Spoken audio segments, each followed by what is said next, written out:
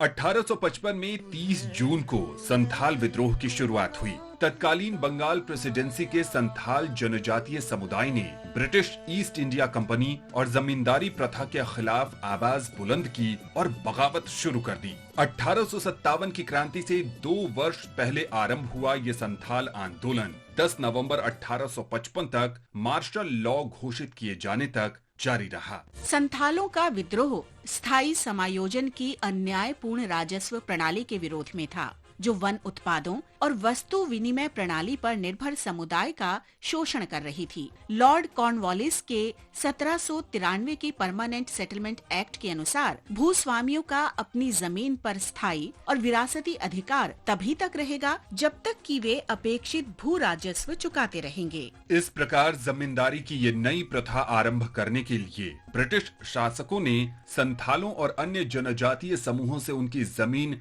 जब्त करना शुरू कर दिया। संथालियों को अब इन नए भूस्वामियों की सेवा करनी थी, जो उनके कृषि उत्पादों का बड़ा हिस्सा ले लेते और उनके पास लगभग कुछ भी नहीं बचता। अपने गुजारे के लिए उन्हें साहूकारों से उधार लेना पड़ता था, जो इन वंचित और निर्धन लोगों को अनाप शनाप दरों पर ऋण देते। विवश होकर संथालों को पीढ़ी दर पीढ़ी बंधुआ मजदूरी करने को मजबूर होना पड़ा और वे ब्रिटिश शासकों की मांग पूरी करने के लिए जमीन जोतते रहे। अनेक संथालियों को अंग्रेजों द्वारा शुरू की गई नील की खेती या रेलवे निर्माण कार्यों में भी काम करना पड़ा। मुर्मू वंश के 4 भाइयों सिद्धू, कान्हू, चांद और भैरव ने अपनी बहनों फूलों और झानों के साथ संथालियों के शोषण के खिलाफ खुले विद्रोह की शुरुआत की। उन्होंने आसपास के इलाकों से हजारों संथालियों को एकत्र किया और घोषित कर दिया कि इस शोषण से आजादी सिर्फ सशस्त्र संघर्ष से ही संभव है। जैसे जैसे विद्रोह सशक्त होता गया, कंपनी प्रशासन संथालियों से निपटने के लिए अधिक से अधिक सैनिक भेजता गया।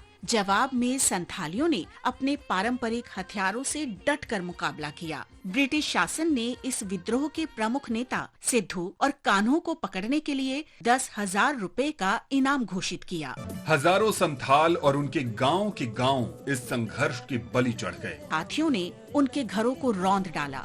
औपनिवेशिक शासन इस विद्रोह को कुचलने में कामयाब रहा। सिद्धू और कान्हू को मार डाला गया, लेकिन संथालों का बलिदान व्यर्थ नहीं गया। उनके विद्रोह का समापन संथाल परगना काश्तकारी अधिनियम जारी किए जाने से हुआ, जिसमें औपनिवेशिक शोषण से थोड़ी राहत दिलाई गई थी। नियमित पुलिस बल की तैनाती समाप्त कर दी गई और ग्राम प्रमुख को शांति बहाल रखने का दायित्व सौंपा गया।